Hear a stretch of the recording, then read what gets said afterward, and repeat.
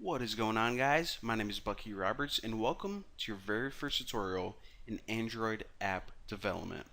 Now, in this tutorial series, what I want to do is, first of all, I'm going to assume that you guys have never created an Android app before, but you guys do have some programming experience. So what I want to do is I want to show you guys how to develop Android apps for both the phone and the tablet from the ground up. So that's what we're going to be doing, creating some awesome apps, someone that is totally new to Android app development. However, before I begin, I want to mention this. For those of you who have been following my YouTube channel for a long time, you probably already noticed that I have another Android app development tutorial series, and the reason that I decided to make a brand new one is because that tutorial series, we actually made it a couple years ago, and since then, a lot of the software and tools that you use to develop these apps have been updated. Actually, we have a brand new piece of software called Android Studio, and I'll show you guys how to install that and use it and everything. But the software itself is a lot different than what we used to teach Android development in the past. So again, this tutorial series is pretty much just going to be updated, new, kind of more relevant. So that's why I decided to do that. So anyways, I'm going to be quiet now and let's go ahead and get started. So the very first thing we need is of course the Java JDK. Now I'm guessing that if you guys are watching this, then you already are familiar with Java, at least a little bit, and you probably already have the Java JDK installed on your computer. However, just to make sure that I cover everything 100%, if you don't have the Java JDK already installed on your computer, this is how you get it. And of course, I probably should mention this. Why do we need a Java JDK if we're making Android apps? Well, all Android apps, as well as a lot of the software itself, is made using Java. That's what language we're going to write in primarily to make these Android apps. So, of course, the Java JDK, which stands for the Java Development Kit, is the core foundation that we need before we can even think about making any Android apps. So, the website always changes, but if you go to Google and type in download Java JDK, then the first thing that's always going to pop up is the link to download this Java Development Kit. Now, if you click right here, what we want is this Java Platform JDK right there. However, whenever we click here, we see that we have a lot of Java development kits that are available for download. Alright, so we know that we don't want Linux because I'm not on Linux. We know that we don't want Mac, so we have a couple options here, Windows x86 and Windows 64.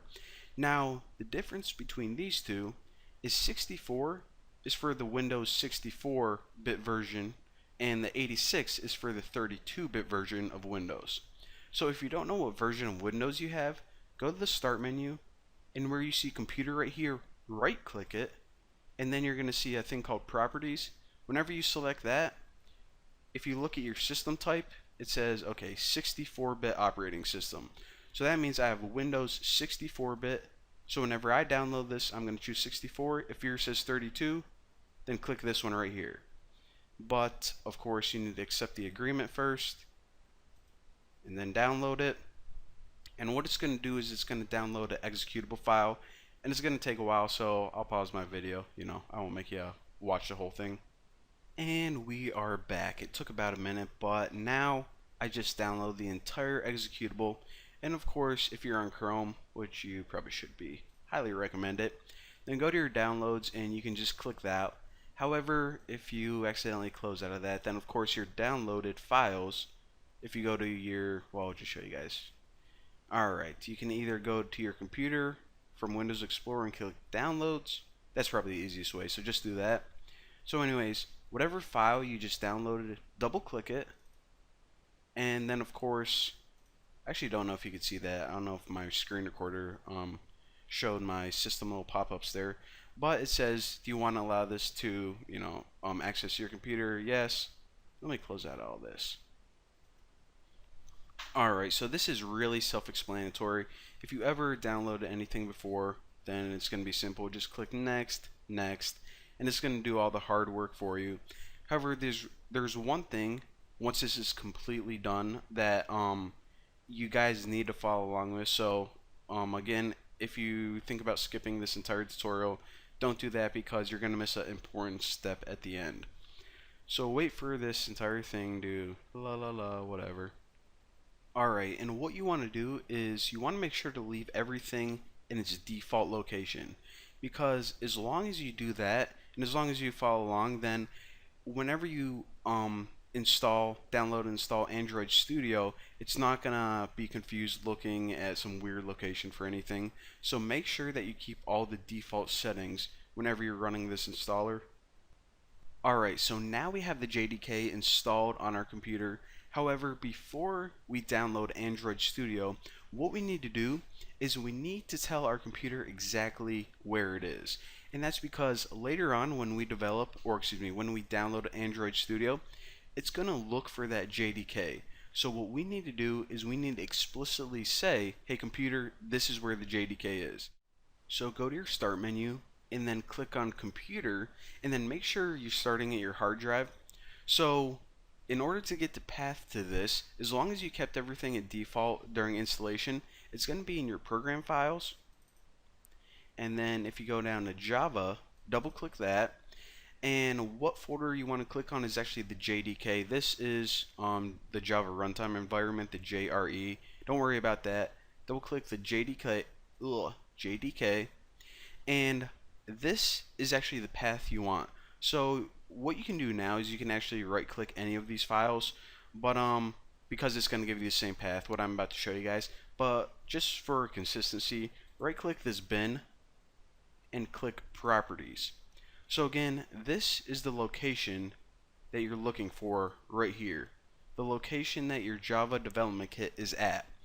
So copy that, right click and copy, and now once you have that location, close out of everything, because we have to tell our computer, alright, this is where our JDK is. So how do we do that? It's actually pretty simple. If you open your start menu again and right click computer and go to properties, you're going to see a link on the left hand side that says advanced system settings. If you click that, you're going to see this little pop-up right here. Click on the button that says environment variables. So I already have this set up because actually for this tutorial I uninstalled my Java JDK and then I reinstalled it. So, just to show you guys how to do it. But you're probably aren't going to have a variable set up right here.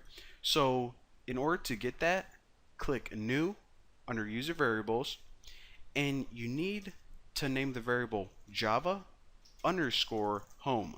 Make sure that everything is in capital letters, and then for the variable value, paste in that location of your JDK and hit OK. So what we're essentially doing is we're telling our computer, alright, whenever you need to work with the Java JDK, or the JDK is kind of redundant what I'm saying, but whenever Android Studio is looking for it, then it's going to look in your environment variables and it's going to say, okay, that's where all the crap I need is.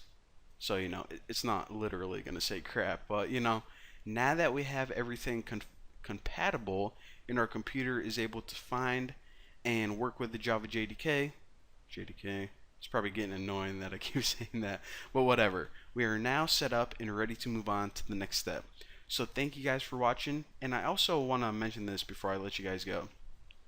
If you guys have any questions during this entire tutorial series about anything small, including a little bit of code, or anything big like maybe you have an error while you try to install something, then go to my forum, and under this section right here, Java and Android development, if you click that, you can create a new post, and then you can ask it right there, and a lot of people are always here willing to help. You can also browse some of the common topics, and there's a lot of good information in here as well. So chances are, if you have a problem, someone already asked it and they already figured it out.